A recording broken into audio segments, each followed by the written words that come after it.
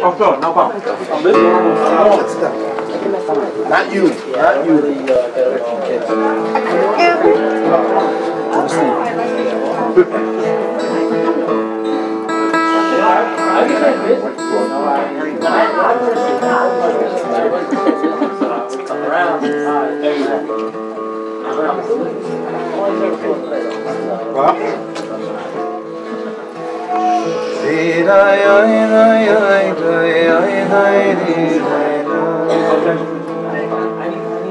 Da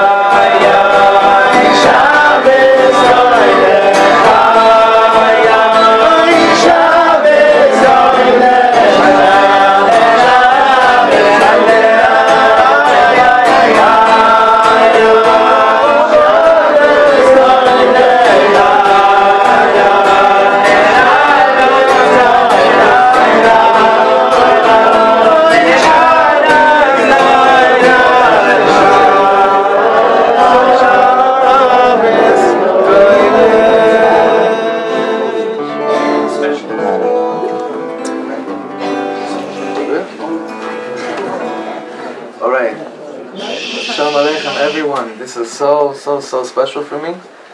Mama, this is a very weird feeling, just leaving Eretz Yisrael less than 24 hours ago, but like being in a little, Eretz Yisrael pocket in Brooklyn. Exactly. It's very special. What's that? Exactly. Yeah? Well, don't... Keilu, yeah, not exactly. Let's not get carried away. Right. It's the second holy life. Right. So, I really feel like there's only one word to introduce anything that I want to express and what I'm feeling. I would say it in one word, and it sounds as cheesy as it gets, but it's just really what I'm feeling right now, which is thank you. Thank you to the Ribono Shel Olam. I'm giving such thanks right now for friends like Yossi, who really, it's so wacky. I barely know Yossi, not just on a time, it's amazing. How long do we know each other? A few months, and it feels, because the friendship came about from learning together, not even together, but through the internet. It's just a wacky thing that you can feel so close to somebody that you really barely spend time with on any level. However, my wife introduced me.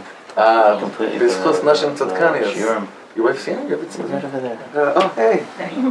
Hey, good to see you. Last time I saw you guys was on a roof in Yerushalayim. Right. She was back there.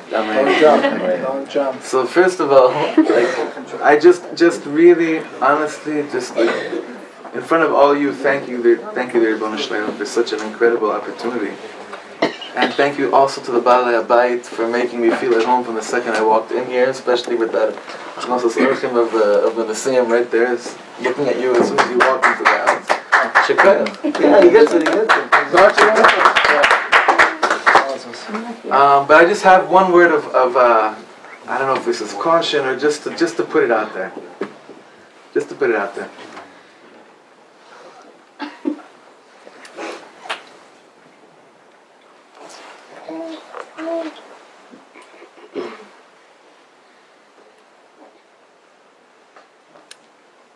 Tonight we're going to be talking about something so incredibly important from the Parsha, but I really saw it the first time by the Alter Rebbe, that moments can last forever. They can mamish last forever. Now sometimes we go somewhere thinking we're going to experience a certain something, but because we have all these preconceived notions of what it's going to be like, how we're going to feel about something, we don't let the actual night play its role. Because we're just trying to figure out, is this what I thought it was going to be like? Is this how I thought I'm going to feel about what's going on? So I just have one word of No, it's excitement, I know. So because tonight I really want to do the learning for the Refuah Shlema of a very, very, very close chaver of mine in Eretz Yisrael who was really fighting for his life. And he's also mishpacha to some people that are here. Just if everyone could have extra kavanah tonight for the Refuah Shlema of Michal Moshe Ze'ev ben Yehudis, who really needs a big Tzad D'Shmaya, huge Tzad D'Shmaya right now. I think we have to sing one more strong nigga, but before that, just to say again what the Alter Rebbe was saying, was that if you think about it right now, you can imagine it in your own life as well. Each of us have two types of thoughts that take place in us. And we've learned this a few times already. One type of thought takes up space when we think it. And the other type of thought creates more space. So the Alter Rebbe said that, but why does it say the Talmud Torah Keneged Kulam? Why is Talmud Torah more extravagant and hairy than anything else in the world? Because when you have thoughts of Torah that's triggering in your mind, you suddenly become a bigger person, creating more space in your heart for somebody else. So I give us all a bracha that before worrying about other people, that tonight, the learning that we should do, and the nibunim we sing, somehow create a space for us, for ourselves, not just about somebody else. That we can have a bit more patience with dealing with ourselves, because that's much more important than trying to be a shalom bayis facilitator in the world. The greatest, I hope I'm not offending anybody in here, but you ever go into offices that the more PhDs on the wall, I'm not saying anything wrong in this house, right? Not yet. Not me. The more PhDs in the world, the more you want. Like sometimes people have to understand. Like it's so great to want to help people with shalom bayis, but our shalom bayis is essential if we want to help anybody in the world. So tonight's learning should really focus in on that and take us to everything to a whole new place. Alavai, this nigun should also be a nigun that creates space, taking space. I'm very hot on this nigun right now because I just finally, Chasdei Hashem, recorded it, and it came down like 7-8 years ago. I don't know what took me so long. I don't know why I didn't put it out yet, but it's a nigun I'm very close to that came down while I was walking to the Koso one early morning. Not because I'm a tzaddik and woke up for Vasikin. I was jet lagged and I couldn't fall asleep. I always have to make sure I say that so you don't think, wow, he gets up early and walks night. I was pushed going back from a trip to New York and I was completely jet lagged, so I stayed up all night. And then when it was nights, I decided to walk. I was living in Rehavia before I was married on a street where it was very, very, very quiet on that street, besides 2 times a year where you actually heard people that were living in their apartments, which was Pesach and Sukkot. Because the Americans that own the places that actually showed up. So all year long, it's mamish so quiet. Pesach, Sukkot, it's so loud. This was like, I think in November, it was so quiet. And I was walking down to the Kosa, and this is what I think I heard the birds singing. And if you know it, please don't hold back, I need help.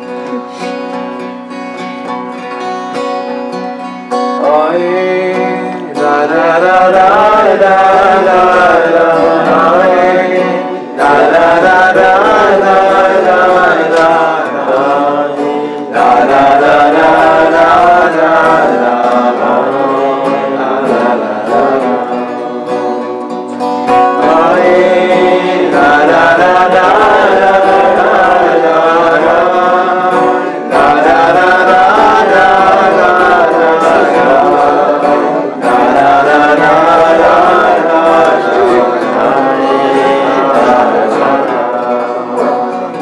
all the way in the back. I need harmony. I need a lot of harmony, okay?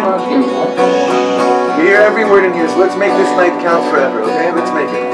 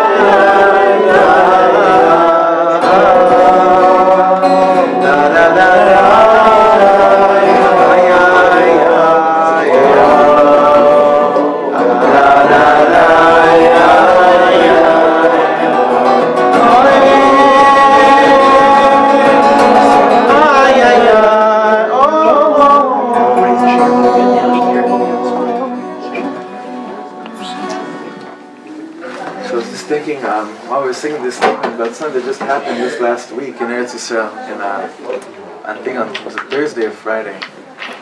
I got this call, I got this email from a kid who said to me,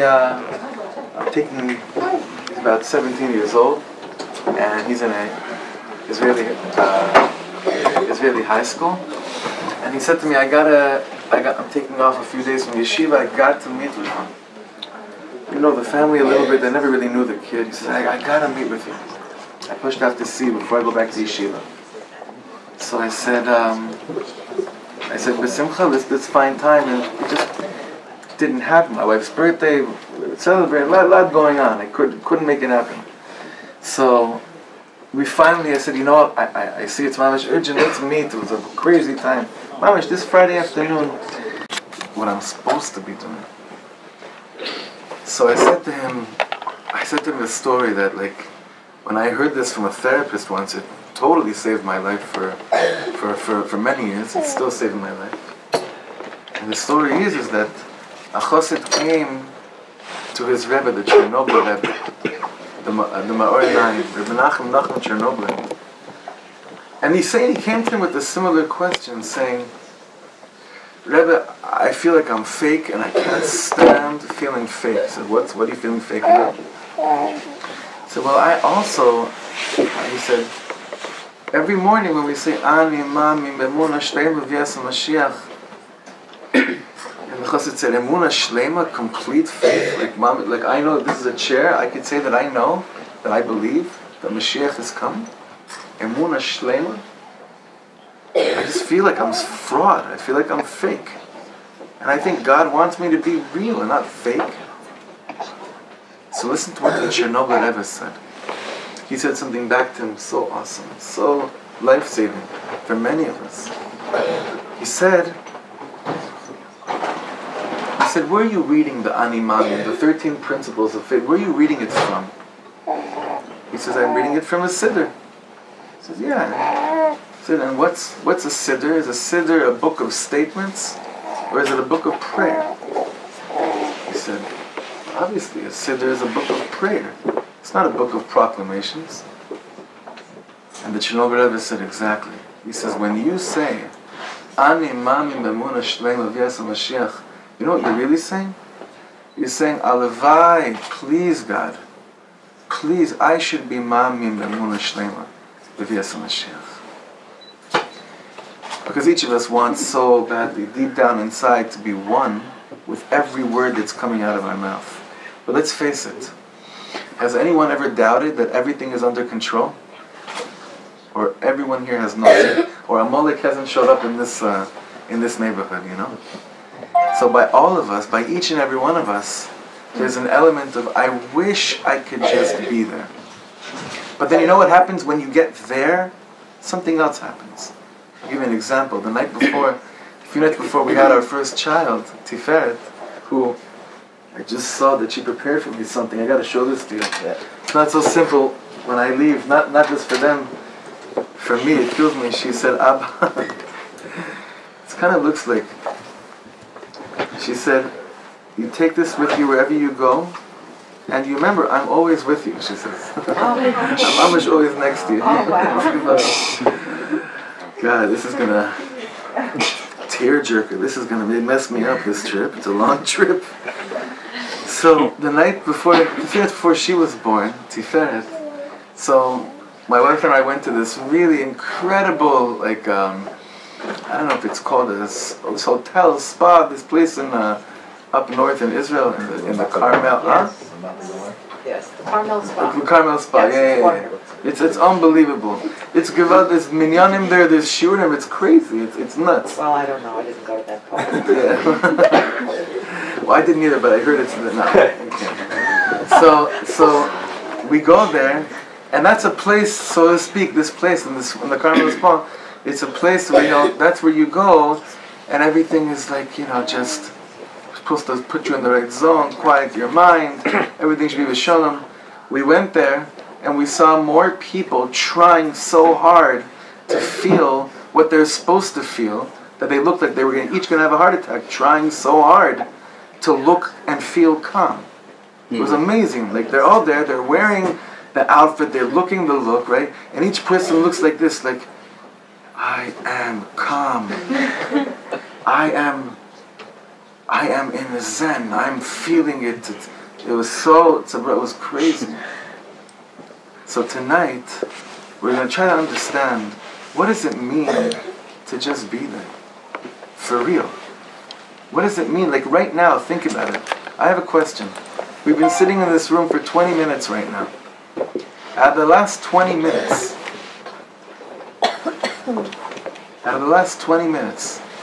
and I'm putting myself included here as well, half hour.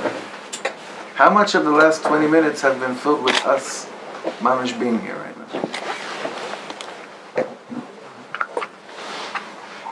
It's a crazy thing. We're rarely where we are. We're rarely where we are. Even for good things, not just bad. We decide we're going to go do something good. We're rarely there. Of course, Brother Amalek doesn't make it any easier, obviously. But we're mamish rarely where we are. So tonight, I want to give these out. I want you to know that, it's with this from that we have here, we've been collecting for many years now. Reb Shlomo has passed away already over 20 years ago. We've been collecting the life works of Reb Shlomo Katz. What does that mean? And many of you that we've learned together, have heard this before already, is that he was the most bootlegged artist that ever existed. He puts Jerry to shame. There's more hours, I'm sorry Shmaya, he does. He puts Jerry to shame. There's more Reb Shlomo bootlegs than the dead will ever have, or any of them. It's unbelievable. We're talking many hours. How many hours be'erech? We're talking approximately, by now, about 15,000 hours of audio and video of Reb Shlomo. From 1959, the first recording is in Lakewood in 1952 till 1994. Thousands and thousands of hours of Reb Shlomo teaching, performing, singing, you name it.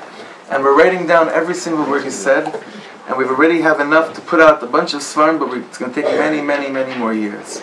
So what's amazing though about this shiurim, this text I'm giving out right now was only learned once before when we first tried to learn it. And what it is 5 minutes of Reb Shlomo speaking about the Parsha. Now you know how you take a really good Shlomo and Reb Shlomo Nigun, right? Humor me. What does this make you feel, okay? Don't tell me, obviously, but just listen to the question, okay? Ay da da da da di di da da da di da da di da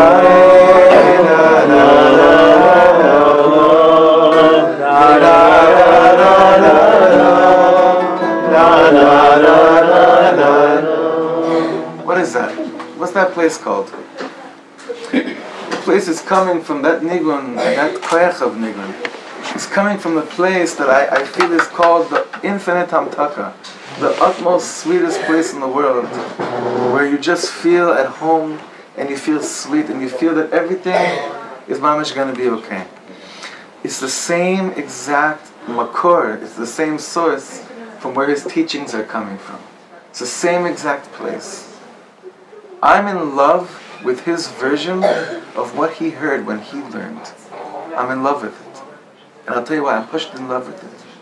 Because when he heard anything that we learned from the Torah, he hears Hashem saying, I love you, trust me, I love you, this is for you. And it's a very hard thing to hear, especially in Parashat Mishpatim. It's not a simple thing to hear, cursing you're cursing this, you're hurting this person, your donkey, this and that. It's a very hard thing to hear the concept of love. But what we're going to be doing is going to the end of the Parsha, and what we have here is just 2 pages back and forth. Some of the pages are both sides. My hippie friends will appreciate this, that we saved paper. The others, I messed up a little bit. But here, you get 2 turns to the back. And one request I have with this stuff. I know it's in English, So you think that we'll just read ahead, but this stuff, let's learn it paragraph by paragraph to get to the meat of it together. And this is really just 5 minutes of him talking in the middle of a concert. But you'll see the deepest secrets are coming out in between the songs. You're able to scratch the white noise from the background? Sometimes. And this one? You know, I heard this way.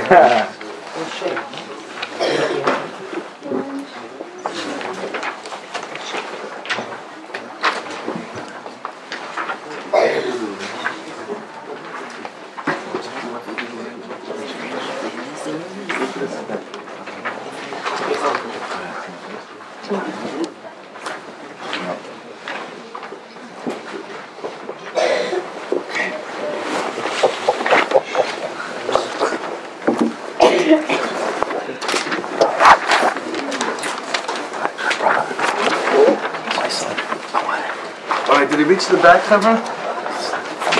Yeah? Okay, good. B'Shem Yichud Kudsha B'Chu Shchenta B'Chilu Rechimu Yachad Shemuk Ketlav B'Shem B'Shem Kol Yisrael. This should be really a big gate opener for our neshamas right now. So Reb Shlomo says like this. In the portion of the week, God says to Moshe Rabbeinu, this is at the end of the parsha. It says, look at these amazing words. Ale Elai Hahara. Come up to the mountain. Veheya Sham. And be there.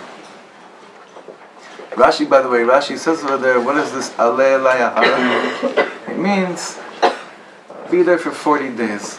But what Reb Shlomo is going to be doing with these two words, Veheya Sham, is one of the most mind-blowing concepts in the Torah. So Chevra, please, please, please, open up your heart strong. And I always say, like, treat your neshama to a massage right now by just whatever doesn't belong right now that's going to get in the way of our hearts and these words, chuck out the door. We don't have opportunities to learn these Torahs every day. If we're here, let's make this last forever. Let's veheyesham. Let's mamish be there. Okay. So Reb Shlomo says like this, even without getting involved in interpreting this pasuk, the words themselves are very special, right? Can you imagine what level Moshe Rabbeinu is on, that God tells him to come up to Mount Sinai? You know, we don't even think about that. But it's a given. We know we grew up in a world of Torah that we know Moshe Rabbeinu went up, he came down. We have the Gemara in Yuma that explains to us exactly when Moshe Rabbeinu went up, for how long, when he comes down. So we have it all, we know, we take it for granted. What a concept. God spoke to a human being and told him to go up onto a mountain. That's crazy. So just that on its own is an unbelievably incredible concept. But he continues. But you see how deep this is. And this is important. Look at these next words. It's possible to be on the level of Moshe Rabbeinu, and God is teaching you for 40 days, and you can be somewhere else. Do you hear that line again? Let's say that line again. It's an unbelievable line. It's possible to be on the level of Moshe Rabbeinu, and God is teaching you for 40 days, and you can be somewhere else while God Himself is teaching you. You see, to come to a shiur, to not be able to focus, mele. To go to a good concert, not be able to focus, it's a bit easier to focus when you're stimulated by music, especially if it's decent music, you know. I just know of a really, really, really good musician here in New York that I know when I go to his stuff, I'm completely stimulated, and we share the same last name, and he's, you know, we share a father, yeah, and a mother, yeah. But here he's saying something else. Reb Shlomo is saying, forget that. To try to be in the moment, it's always a hard thing. Even God Himself can be talking to you on top of a mountain, and even God Himself for 40 days, while you're talking to the Ribono Shel Olam, Hashem has to tell you, "Alo," like you say in Israel, "Alo," huh? Focus. Veheyesham, and be there. So God says to Moshe Rabbeinu, come up to the mountain and be there. You know, friends, whenever I think of it, it strikes me so deep. kind of with what we said before. Most of the time, we are not there. We're always somewhere else. So this is a beautiful passage, just like on that on its own. But now listen to what the Holy Ishbitzer says. Everybody knows the Ishbitzer, the man Shiloach. In fact, I was reading today on the plane, I was reading Miller's book, and Miller was speaking in there about on the Rebbe that the Heilige the Radziner came to the Rebbe's wedding, right? So today was the Rebbe's Yahrzeit, right? Yesterday? This morning? Last night? Yeah, this morning. So Ishbitz, everybody knows the man Shiloach. The Ishbitz is one of the most far out, incredible Rebbes that ever was. In fact, Reb Shlomo himself is buried. He's buried with the Likutei Moharan and a man Shiloach. Those were his two Rebbes that he lived with day and night from his farm. Bichlal, about Reb Shlomo, just so you should know, learning-wise, Reb Shlomo said that the Rebbe, Nishmasa Eden, the seventh Rebbe, he and the Frierdiker Rebbe, really, they gave him a new neshama, he said. I had this chus, like about 3 years after Reb Shlomo died, his apartment, I guess you'd call it, his apartment was on top of where the Karbach Shul is. That's where he lived. That's where his parents lived as well. His grandfather was the Rav there. So I had this chus of sorting out his whole library that was upstairs. And we're in his room. So in his room, he only had 2 pictures in his apartment. One was a picture of his Abba, Reb Naftali Karbach, and one was a picture of the Frierdiker Rebbe, the last picture you have over there on that court where you walk in, the bottom picture of the Rayatz, Rabbi Yosef Yitzchak Shneerson Nishmasai. But on a learning level for the rest of his life, he walked around carrying the Ishbitzer and Reb Nachman, Breslover. Way before Breslovers were jumping on vans in Yerushalayim. He was with Reb Nachman. He was learning Reb Nachman Yomam B'Layla. Day and night learning Rabbi Nachman and learning the Mea Shilach. So what he's going to do right now, he's going to give us a little taste of what the Mea Shilach meant to him learning-wise. Look what he says here. So this is a beautiful passage, but now listen to what the Holy Ishbitzer says.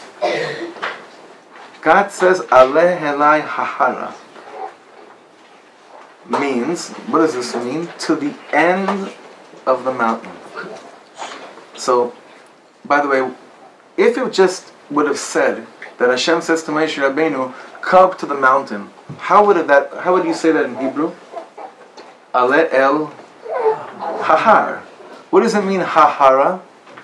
It means ad, until the end, the depth of the mountain. Where else do we see that in Hebrew? When you add a hey to the end of the word, it means like to the depth of it, to the ikar of it. For instance, what other place do we know that you add a hey at the end of the name of the place, and it means to the omek ha'omakim of the place? Mitzrayma, right? You add the hey over there. That means to the deepest depths of the Tumah of Mitzrayim, right? So here, when he says Aleh Elai Hahara, the Ishbitzer says, this means in Hebrew, he said over there Ad Sof Kol HaMadregos. You have to keep on going to the end of the mountain. Don't ever stop until you reach the end of the mountain. Aleh Elai Hahara. What does that mean? Look at the second line in this paragraph. How does someone climb a mountain? As much as you go up, it's always higher, higher, and higher. I'm having like flashbacks to Rocky IV in the Russian mountains over there, training for that famous match, right? And then he screams, "Yud Kei Vav." No, he screams. He screams something else when he gets up there. Let's put it this way, and this is so important. What's the first sign of a good doctor? If the doctor says, I know all about the human body, all about medicine, I can cure any sickness, I wouldn't trust this doctor. But if the doctor says, I'll be honest with you, I know very little, but I'm learning more and more every day, that's already something else. Because what is he trying to prove here? That a real doctor doesn't come to you, a real emesdika doctor doesn't come to you and shows you all his PhDs in order for you to trust him. A real doctor is someone that's willing to admit to you and saying to you, there's huge revelations in medicine on a daily basis. So I know a little bit, but I know that tomorrow there's going to be so much more for me to learn. That's the kind of doctor Reb Shlomo would say he'd go to. And here he goes further, and he says like this. Imagine you talk to a teacher who says, I know all about teaching. I know all about kids. I'd be afraid to let this teacher get close to kids. But what if he says, I'm just beginning. I'm just beginning to find out what teaching is all about, what children are all about. You know, it's an amazing thing what he's saying over here. Because today our world works so opposite. You know, when there's like elections for, I don't know how it works here in shuls in America, but like for instance, when there was an election for a chief rav in Eretz Yisrael, I think it was last year. So like, according to this, you want a real rav? So it'd be a rav that would get up and say, I want to tell you the Torah that I learned this week, but I know there's so much more I still need to learn, right? Have you ever heard any rav talk like that when they're trying to get elected for something? You ever hear a rav get up and say, I learned this little piece, but I know that there's so much more for me to learn? Mapitom, it's, look at what I know. I can control this. I can tell you this. I have to show you that I know about this, I know about that. But the emes is that if you're really being it works differently. But usually, instead of it overwhelming us, you have to, the whole point of this teaching is, how much can you fall in love with the fact that you don't know yet everything and that there's so much more to learn. For instance, let's talk about Tachlis right now. Because many of us are in the Parsha, and it should be a zgula for all those who need to find their zivug. They should find their zivug with simcha, without too much pain. Amen. And then when they get married, they should be zocha to bring healthy children into the world without too much pain, but brios with health and happiness. So when you look at like a parent that says, Reb Shlomo said, one of the most dangerous things is to ever say, oh, I know my child like the back of my hand. Yeah, sure. You know your child like the back of your hand? Well, first of all, if you do, then that's a really boring relationship you're going to have. I know them already, like the back of my hand. You get bored, you need another hand, you need another child. Reb Shlomo always said is that parents have to realize they know their children. You think Hashem gave you a child so that you know them well enough to say, I chop them, I know what they're made of, I know what they need. And if you think about it, most parents, forget parents, most kids that mamash rebel, most kids that end up like just done with everything, done with their family, done with Yiddishkeit, where is it coming from? It's because they grew up in a home or they were sent to a yeshiva. They were sent to a place where people treated them like, I know you. I know what you're like. I know what you're up to. I know what you need. I'll never forget this. This is a weird thing that happened to me. I'll say weird because I am weird. I'm from LA and I've seen a lot of weird stuff and everything, but one thing really wasn't right. When I was about 16 or 15, I had a new Rav come to our yeshiva and he started to teach us. And one day he saw me that I came back to the classroom red like a tomato from recess. Mamish, as it is, us Polish Yidden don't really have dark, we're not when I say I'm white as snow, and when you play a little basketball, you start schwitzing. Or if, you blush if you're embarrassed or whatever it is. I came back to the room I was so red. And really because I was playing ball for a long time in the sun. But I came in, and I was I was breathing heavy, and I was just gotta get to my seat, and it took me a while to get into my seat. And then the Rav comes later in the day, and he says, Shlomo, come, I want to take you for a conversation. I said, okay. He said, I think we need to discuss your issue, your problem. I said, I was thinking like, don't worry, I told my mom I'm going to Weight Watchers next week, like, thinking, I don't know what he's talking, He says to me, no, we got to talk about your I don't know how much you've addressed this, but we have to talk about your behavior problems. Now, again, a lot of chesronos, plenty. But I really never suffered from that behavior problem as far as I know. But what's in his head? His head, he learned that being a teacher is being able to have an art that you could what? You could figure out something, work upon your own cheshbonos, and just keep on dictating and saying and diagnosing each person according to the way that you think things have to be in the world. You're shechting children like that. You're killing children like that. You're killing yeshiva kids. You're killing them. They have nothing. Doctors like this also, by the way. That's why maybe Reb Nachman said, Mechila, from all doctors, but the closest people that are the closest to the angel of death are doctors, Malach HaMavis. It's a pretty heavy statement. Let me try to explain what that means. It means a lot of things. There's a whole book written about it. But one of the things is that you kind of play God in a very, very non-godly way. One time I walked into an office in Eretz Yisrael, and I was coughing in the office, and I got to the doctor's chair, and before he looked at me, he's like, "Yesh cha bronchitis, you have bronchitis." God, you want to check? I heard it already when you were coughing in the hallway. I heard already. I knew already. Puts me on meds for bronchitis, and I'm not kidding. Didn't get better at all. 3 weeks later, after more and more blood tests, I had mono.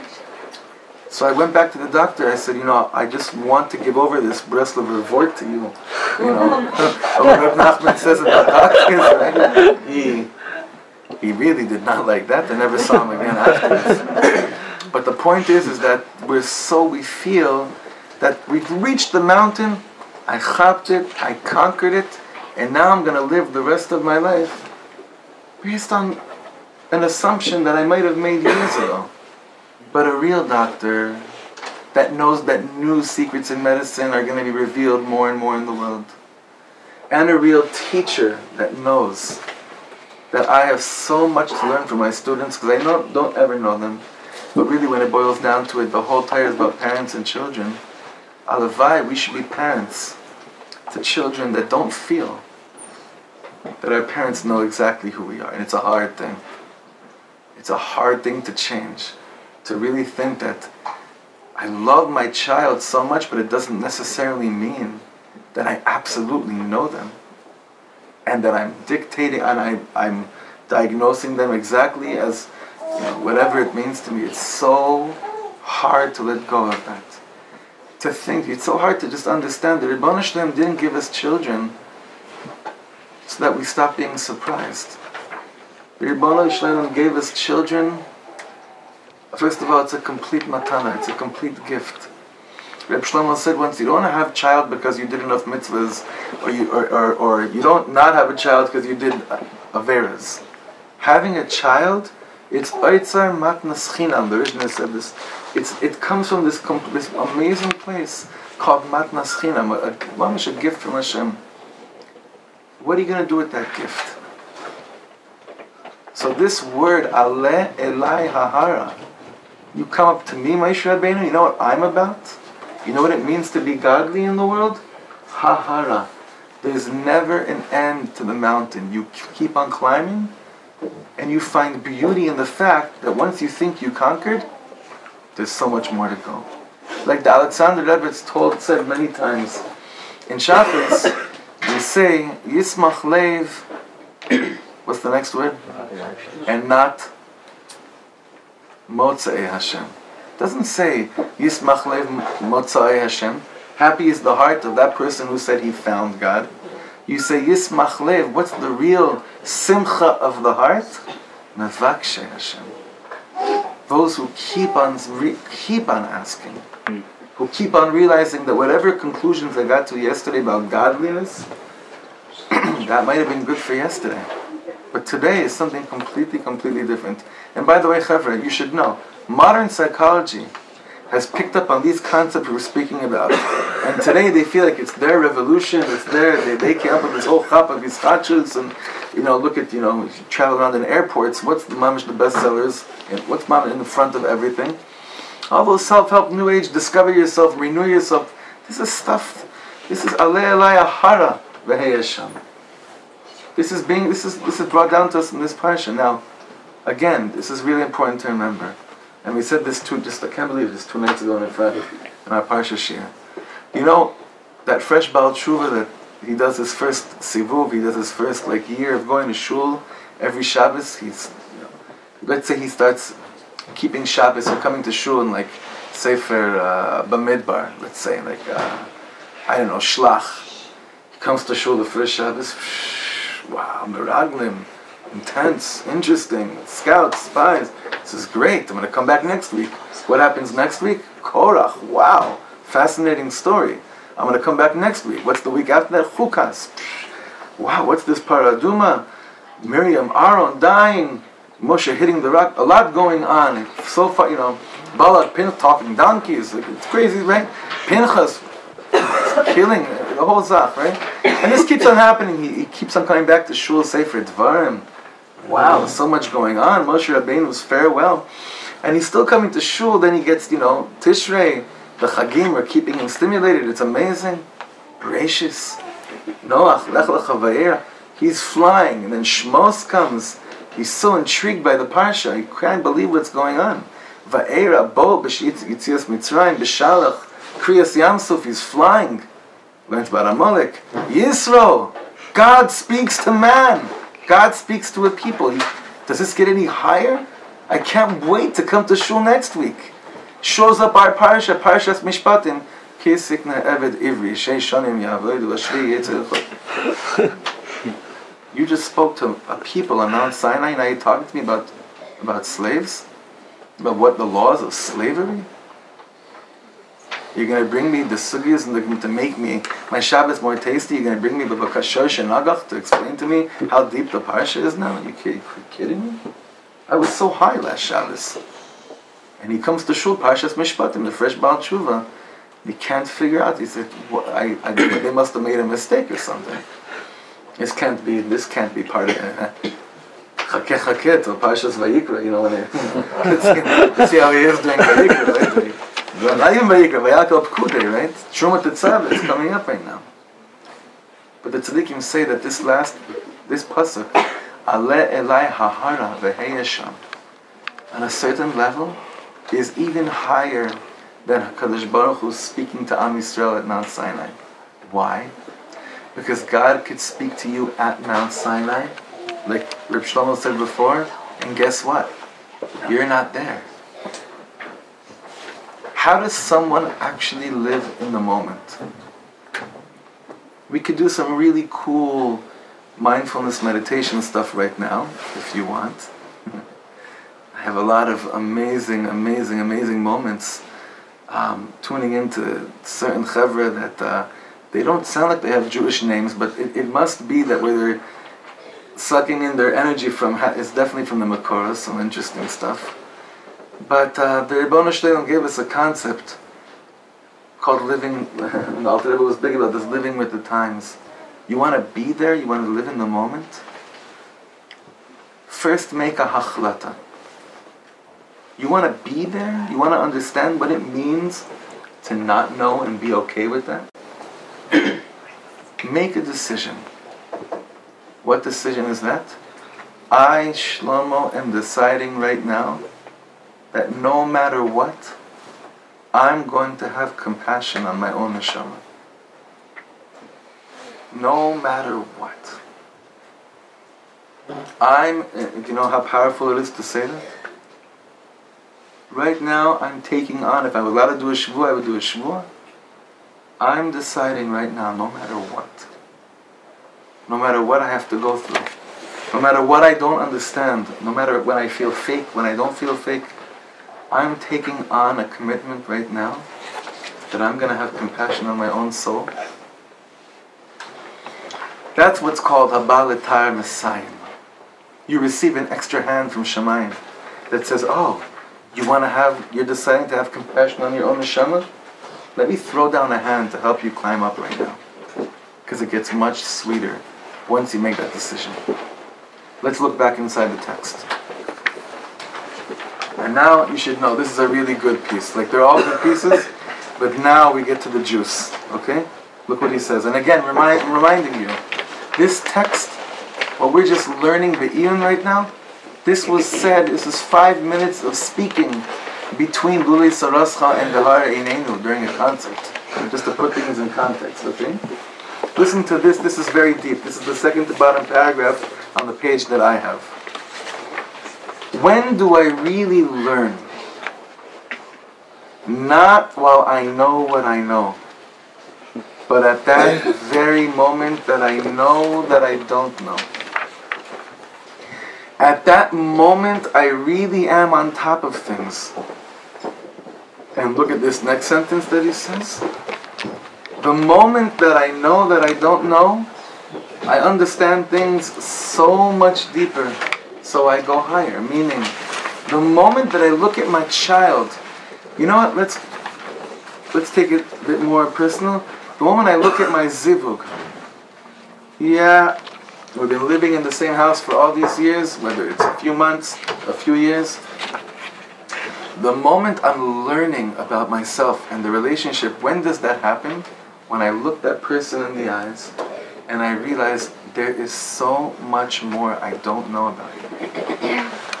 And when I'm able to do that, and I create a moment of freedom in the relationship, not free to chas v'sholom not be with each other, but free to express yourself, free to realize I don't know. So Reb Shlomo says, when do I mamish learn something? Like he said, he would close the Gemara. He says, you know what real Gemara learning is? You spend 3 weeks on a Rosh and an Aran. You spend 3 weeks over it. And then you close the Gemara after you go back to the Sugya, when you learned it inside out 1,000,000 times over, and then you realize, wow, I know that I know this so deep that it's probably so much deeper than whatever I came to. You never feel like that when you open up a book of psychology or biology or chemistry. You don't learn chemistry and be like, close the books and, wow, it must be so much deeper than what I just understood right now. Not really. It's actually exactly what you understood right now. Right? But when it comes to Talmud Torah, when it comes to the word of Dvar Hashem, Tahara, it keeps on getting deeper and deeper. Every relationship, every marriage is like this. It can be like this. It can be like this. Bottom over here. If a person walks around thinking, I know something, he automatically becomes finite. Because he only knows that much. Meaning if you say, if you're kovea and uvda, if you're stating a fact, I get this, that means that you've put a finite limit over what you just understood and said, here, this is what this means. Which is amazing. That we mamish make most of our relationships finite. I get this. This is who they are. This is what it means. This is what Judaism is. This is what Judaism isn't. Now look what he does here. But the moment I walk around and say, I don't know, I wish I would know, I'm really infinite, because I'm yearning to know more. I'm in touch with the infinite. Do you know what the most horrible thing in the world is? When you meet finite people. Say I'm a great lawyer, I'm this, I'm that. So what should I do? What do I do in the picture? I'm somebody else. But if I want to be something, if I want to know something, if I have this tremendous yearning for something, I have everything.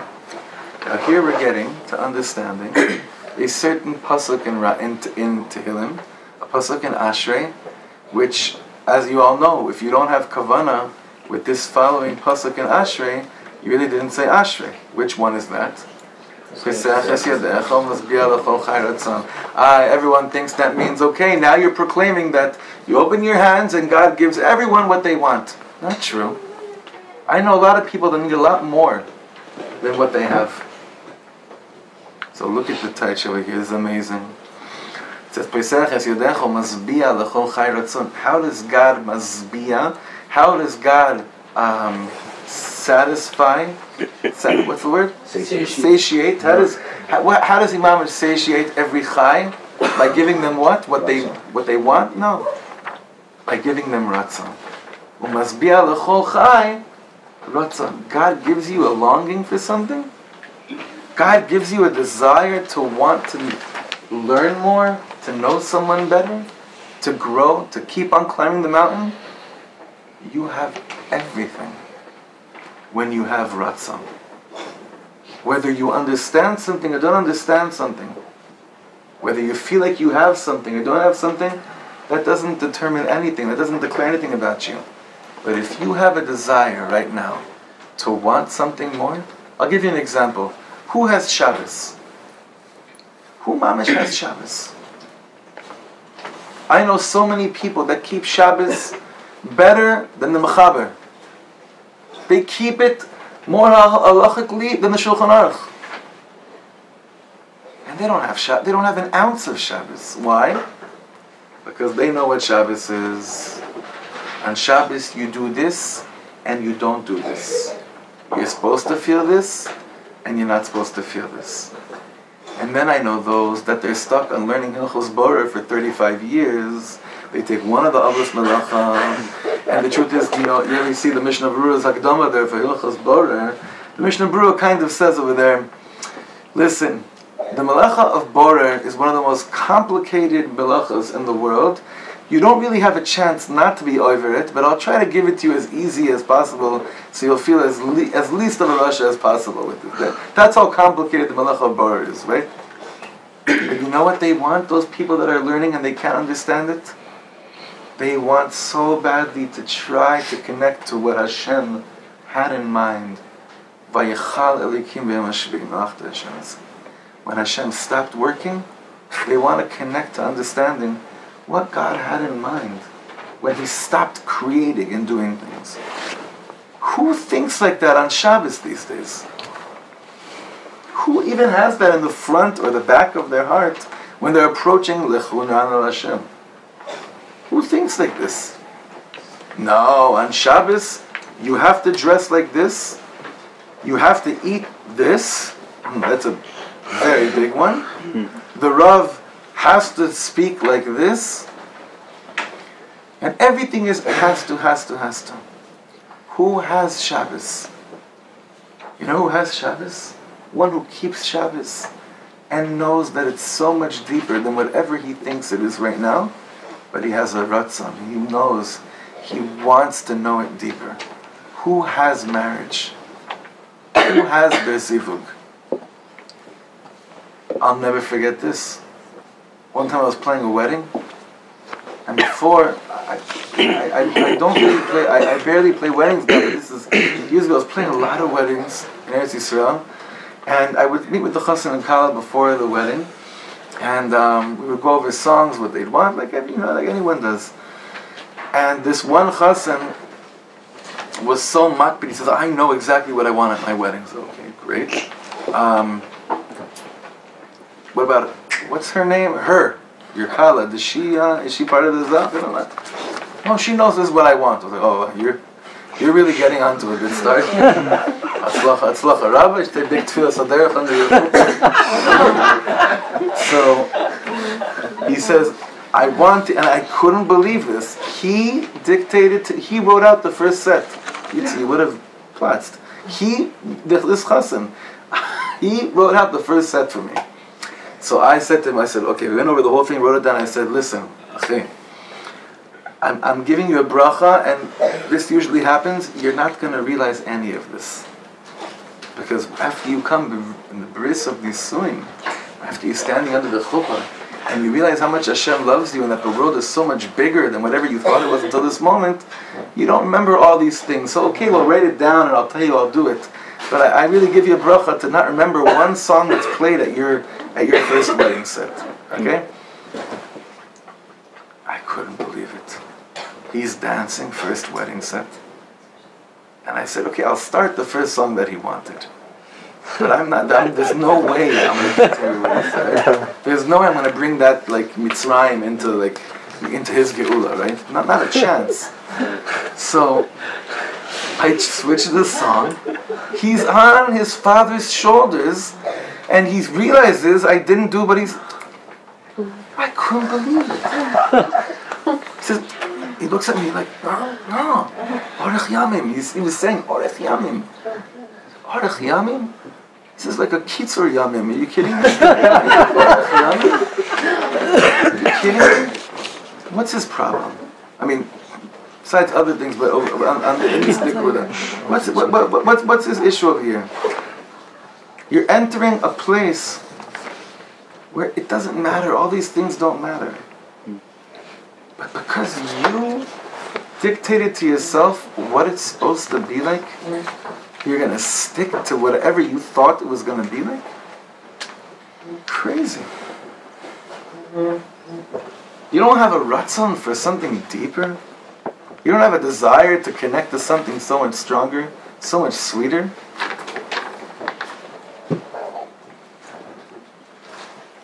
Okay, so let's just skip over here. You look at this later. I want to get to something. It's already late. Go down to where it says, so God says to Moshe Rabbeinu.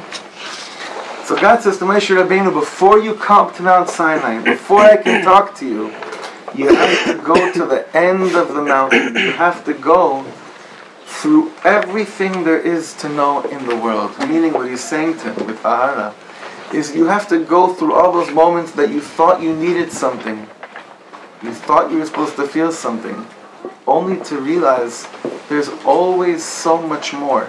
There's always another rock to climb over.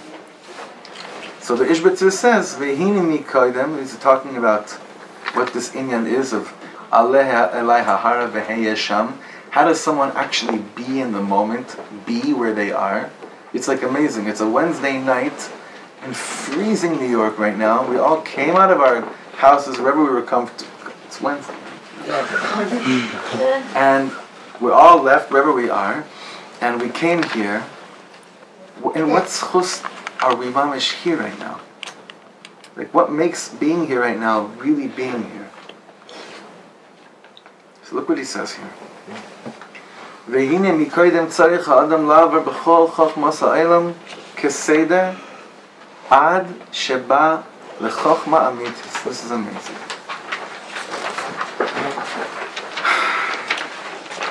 Did you ever honestly stop for one moment and ask yourself, what do I really know about God? Now, us Frumies that grew up Frum, what kind of a sentence is this? Did we ever think about what we know about God? We have it instilled within us from the time we're little kids. You know how many times I learned with chevra that are like Hamish FFBs, sweetest as can be, and then you shake them up a little bit. I was like, hey, you think, first of all, you say the word God, it already rubs them up. It's very God. Hey, Mr. Hashem. He's talking to the hippies over here, obviously, so he's saying God. But like, he says, you ever stop for a second and ask yourself, what do you really know about God? Look what he says. I know he created the world, I know he's around today, but what do I know? Nothing. What do I know about the holiness of Israel? So I know we went through Egypt, I know we're on Mount Sinai, 6 million. What do I really know? What do I know about my own soul? It's a question that petrifies the living daylights out of us when we ask ourselves, what do I know about my own neshama? What my soul has to go through in this world? What do I know about it? What do I know about my own holiness, my own kedusha? What do I know about the world? What do I know about birds, about trees, about flies? He's going to like the most, you might seem like, what is he talking about now, that hippie, Karbach with the long hair? What's he talking about? You don't understand what he's saying. He's saying the world is so much bigger than the finite meitzarim gvulot that you put it in every single day. Not just is the world bigger than whatever you thought it was, you are so much bigger. You're so much more infinite than if you just let yourself be. You're so much bigger. So then, I begin to slowly get into the whole thing. I've got to know more about it. Meaning, I realize, wow, there's so much more I need to learn about myself and about others. But this is the key. This is the key for us to actually grow healthy. Because you could walk out of tonight's shiur, tonight's learning, and like come home to your wife or to your husband or to your children and be like, I don't know you, with that kind of a, you don't know me. We don't know each other. And then chas v'sholom, you start shaking up something like, you go to a therapist who does ask the right questions, but it just shakes up stuff and you have no idea how to deal with it afterwards, but you addressed some core issues. So it's not the point over here. Because sometimes when you ask yourselves these questions, what do I know about my own neshama, it could paralyze you, because it's so overwhelming. When you realize, I've spent the last 30, 40, 50, 60 years of my life, and not once did I ask myself, what do I know about my own particular? You start looking back like, I wasted this Gilgul. I wasted my time. I'm going to have to come back. I'm going to have to come back and then ask myself the question. Hopefully I won't forget when I come back in my next Gilgul that I start asking myself at a young age, what am I doing here? I got very overwhelmed with this. Like when my younger daughter was like 2.5, I started asking her like, some of these really trippy questions, thinking she should be, let's start now, right? And I said, what do you think Hashem had in mind when He created my wife? Like Shlomo just like, just like. First of all, she knows. That's first of all. Second of all, just shut up. So instead of overwhelming us, look how he ends off over here. I've got to know more about it. I need to ask these questions. I need to realize, Ale Elai Hahara. It keeps on getting deeper, this mountain. But how do I veheyesham? How do I just be there? But I still know that I don't know anything. It's a long process of not knowing. Meaning what? Even to reach the level that you don't really know anything, like Reb Nachman says, Tachlis hayediya shelo neda, that the purpose of knowledge in this world is to always live in a moment that is always sweeter, it's always deeper. That's a very long process. Don't be overwhelmed, because we're all in this together. However, once you just realize that it's okay to not know everything, in fact, it makes you infinite. It makes you infinite to realize that you don't know how to explain everything in the world. Then you really learn the secret of having patience for yourself. And in Hebrew, to wait, there's 2 words to say in Hebrew. This is an important learning we did a few years ago. In Hebrew, one of the ways of saying patience, which is like, you need a lot of patience to deal with people who express the word patience in Israel with the following. One is this kid. This makes you nuts, this gesture with the hand.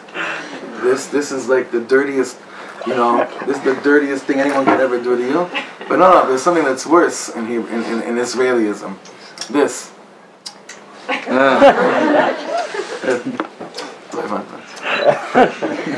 But this, okay, but what is that word? What are they usually told? Savlanut. Right. Savlanut comes from the word sevel, means lisbol, means to suffer. Or you could take a ticket in the doctor's office and wait online, and it's called cheder hamtana, the room of waiting. And hamtana comes from the word matana. Not really, but it's a nice play on words, right? Different shorish, but it doesn't matter. For tonight's learning, it means something very deep. That there's an art of waiting. There's an art of longing. There's an art of realizing things can be sweeter, things can be deeper, and you get a lot of gifts like this.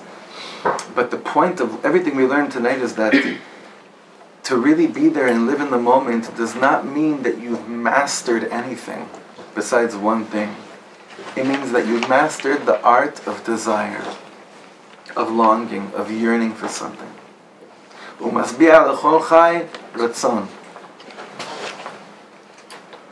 And this we learned many, many times, but it's important to say this. And don't think this is like Zionist propaganda. I'm the last person on the road to pull that. I would ask the same question standing on Har HaBayis. And listen very carefully. Reb Nachman had a chassid, name was Reb Yitzchak Breiter.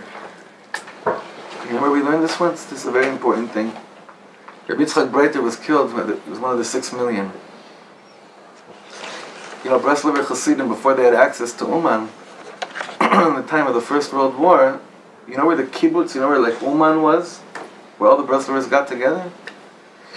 And the yeshivas Chachmei Lublin, in Lublin, by Reb Meir Shapira. In fact, Reb Meir Shapira, Bichlodo V'atmo, the Meyased of the Daf Yomi, he himself was Chazan, Musaf, Yom Kippur, for the Breslovers and their minyan, in yeshivas Chachmei Lublin. And this Reb Yitzchak Breiter was one of the main characters there.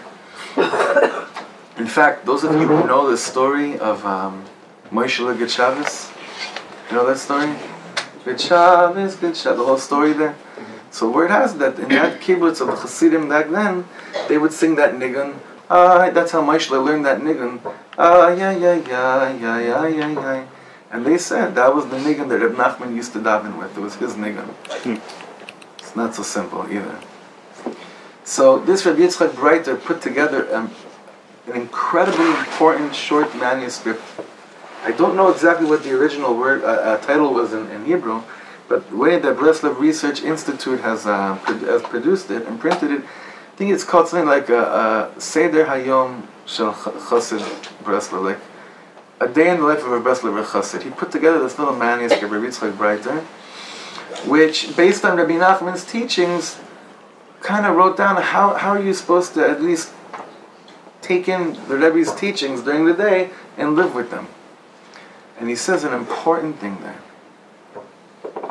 He says every single morning when you wake up, if you want to be aligned with your day, if you want to feel that today will have purpose, that you'll actually live the moment, you'll live today, ask yourself the following question, and if you're real with it, your whole day will be full of meaning. What question is that? And you'll see why I said what I said before. The question is, ask yourself every single morning, how badly do I want to be in Eretz Yisrael today? And I told you, that's a question you ask living in Eretz Yisrael as well. I'm not telling this to you because I live in Israel, you're in Brooklyn. Please, don't take it like that. I have to ask myself every single day in Eretz Yisrael the same shaila. How badly do I want to be? Rabbi Yitzchak Breiter says, when you put that question out into the air, and you're real with it, you're living with your ratzon, which defines you more than any other label that you've achieved for yourself in this world. So, well, let's try to think of this one or two other things you ask yourself that it completely aligns you with your day. And maybe one of the questions is when we go to sleep tonight, and don't be scared to ask yourself, because you might have to come back another Gilgul if you don't ask yourself in this Gilgul. You know? What do I know what we come back for, not come back for? I'll tell you something cute. We have 2 daughters, Chasdei Hashem, and I have a friend who has 4 daughters, and I had a second daughter, and I said, first of all, it's very weird how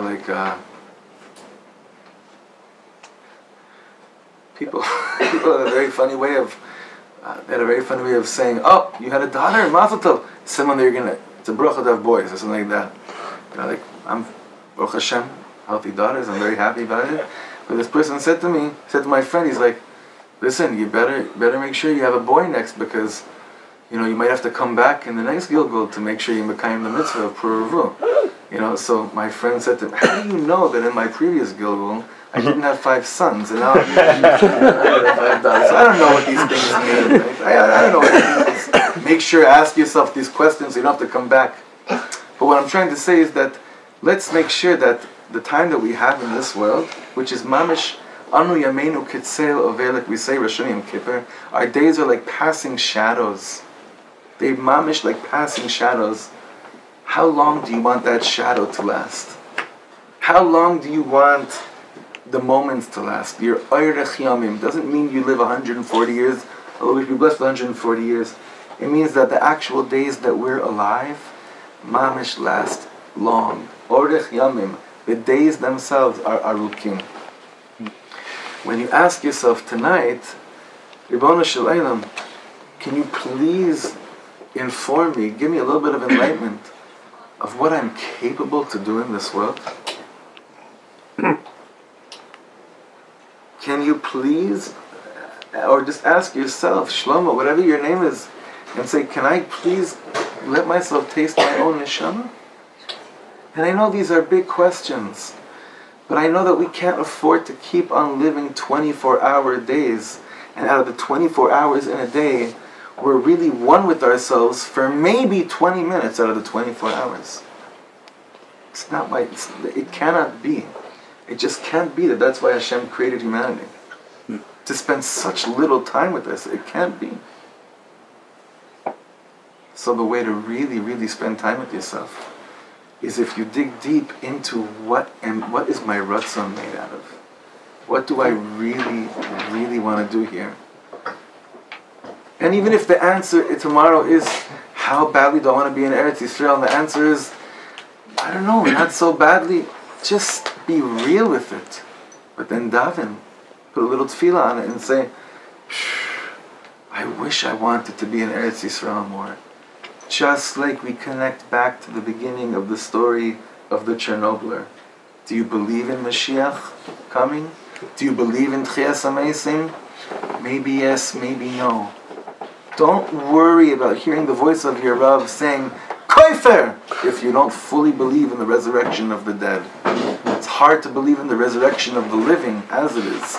You're worried about the resurrection of the dead. But slap a little prayer on those proclamations. Put ratzon in the proclamation. And then it really lasts. And it's chai v'kayim in your life.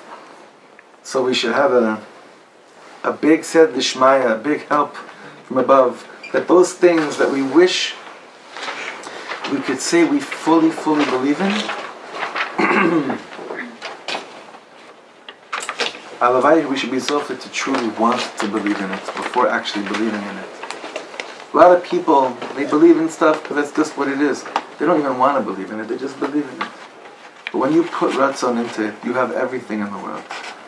You really, really do. So, for me right now, it's like 4:30 in the morning, and I'm trying to figure out what my ratzon is right now. My ratzon is to convey on a very simple level how thankful I am that we had these moments tonight. And I can't really come close to expressing what I really want to say, like we learned last week in Eretz Yisrael. Another thing that modern psychology picked up, what the Zohar HaKadosh said many years ago, that man is only able to express 10% of what he really is feeling. What I'm feeling right now, there's 90% difference between what I'm feeling and what I'm saying. And it gets worse. You're only able to hear and chap 10% of what I said. So, how much percentage of communication are we working on a good, clear day? 1%, right? So Reb Shlomo said there's only one time when we were able to intake 100% that was told to us and we blew our minds. And that was Mamad Har Sinai. But you know what, I have a feeling that if we really have a desire of v'heyesham, of to be there, alei alei ahara, not just to go up to the mountain. A lot of us have a desire, go to a good shir, buy a new sefer. Remember the difference? Just think about this. Remember you were in someone's house, you saw a beautiful sefer, or you walked into a forum store, you saw that book, and you got it, and that you had such a desire to buy it, you finally bought it, then you bought it, and the dust collection on that sefer is mamish new meimadim, new measurements of dust in the world. So there's going to be a great day in the world, Bezrat Hashem, that those things that we had such a ratzon for, once we achieve them, once we get it, it'll be even more special than even before we wanted it. And that's why the Beis HaMikdash is taking so long. Because we're waiting for a day where all of us get our ratzon together because we want it so badly. But the ratzon, once we get it, it won't diminish the ratzon. Kind of like how many people stop being married once they're married. How many people stop? It's amazing. How many people really stop? That's why we say in the morning, V'erastichli la'olam. We say we should be engaged to you forever, because that engagement period is a tkufa of such cheshkas of passion, of desire.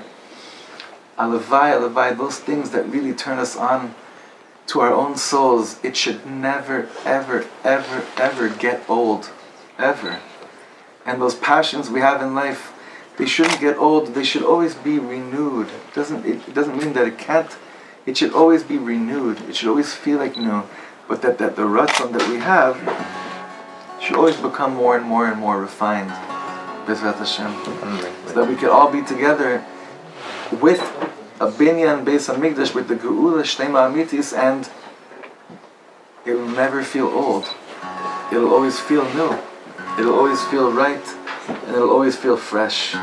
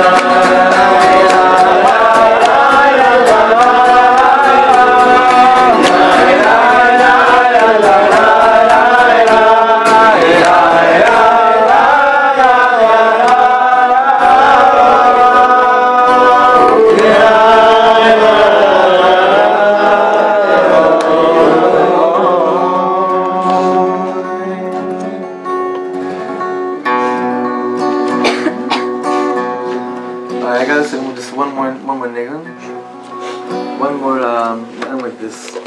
This is a Nelegun.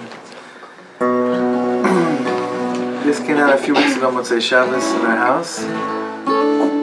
The hardest time in the world to feel new. The hardest time of the week to feel, to feel like it's hard to ask those questions on a Motzei Shabbos that we spoke about.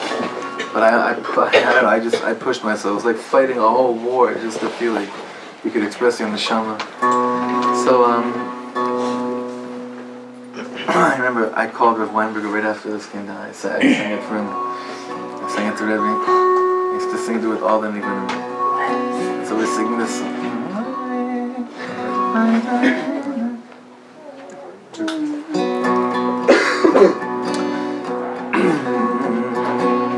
Kadeshenu b'mitzvah yisecha v'simchakeinu v'soyrasecha v'tzavadeinu mitzuvecha v'samach nafsheinu v'shuasecha Kadeshenu b'mitzvah yisecha v'simchakeinu v'soyrasecha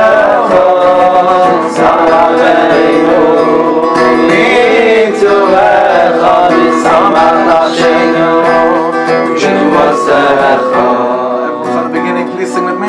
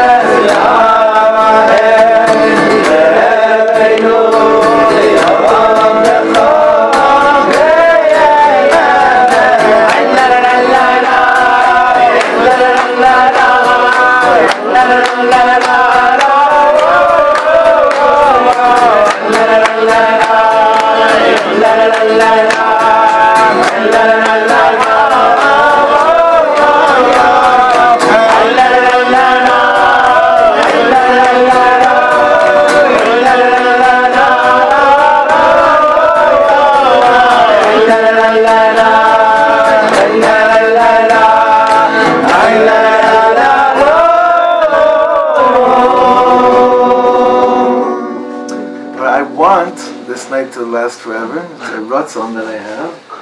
But, you know, everything, it's not my house, so I definitely... I just want to acknowledge the want. I'm acknowledging the ratzon. I do have one ratzon. If you're able to, we can learn together every week in Eretz Yisrael, but it's also broadcasted live and also afterwards sent out. And there's people in this room, like I mentioned before with Yossi, there's other chevra in this room that we've gotten so close to through the learning, through the weekly learning. So if you can leave your email and keep in touch with us like that, we can keep it going stronger and stronger. It'll just make the ratzon grow fatter and fatter, wider and wider and wider and wider.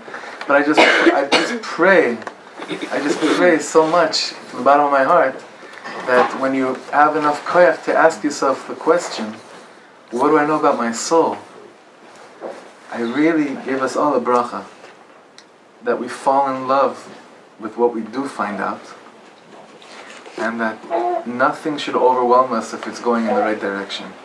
That even if it looks like hahara, that it's this everlasting mountain, just know v'heyesham, meaning just be in every moment of not knowing. Be in every single question that you don't have an answer to. Don't run away from it because there's no answer. Remember, when there's no answer, it leaves room for it to be infinite. But to fall in love with that is the greatest gift you could give yourself while going through this world. Rav Arush said last year, we said it this week in Eretz Yisrael, we've mastered one art as a generation. And that's the unfortunate art of self-persecution. That we know how to do better than anybody else. Like no other door ever before. To self-persecute ourselves, that we already know. Now let's figure out if we could take those same kochos of determining that we're going to self-persecute ourselves, and now say, can we use the same koyach to fall in love with that which we don't know yet? And that's a place that we could all find something common in each other. And it should make us be so happy that that's our ratzon in this world. That if someone asks you and he says, who are you? You say, I'm a person that's constantly trying to feel that there's so much more to me than what I see in the mirror. And once you can do that about yourself, your marriage, your children, every relationship in your life becomes infinite. And that's what we need now so badly. Just that relationships should feel like they have a chance, not just to start over again, to start over for the first time. Not again, to actually start over. It should be an erusin that lasts forever, B'ezrat Hashem. So thank you so much, and thank you, Yossi, and your Rebbitzin also, mainly, and then Yossi. But we should be blessed to have many, many more nights of flying, of not putting any matzorim, no breaks, nothing, going one direction. And the balabas, the schus of your elder Zayden, and the schus of your kinderlach, and you too. You could fit in there too. This house should know of only people walking in here, coming to your Shabbos table, and realizing that they're made up of much more than whatever they thought before they came here. Amen. Amen. Thank you so much. Thank you. Don't forget this fun CDs. And anyone who wants to put their name on the email. No.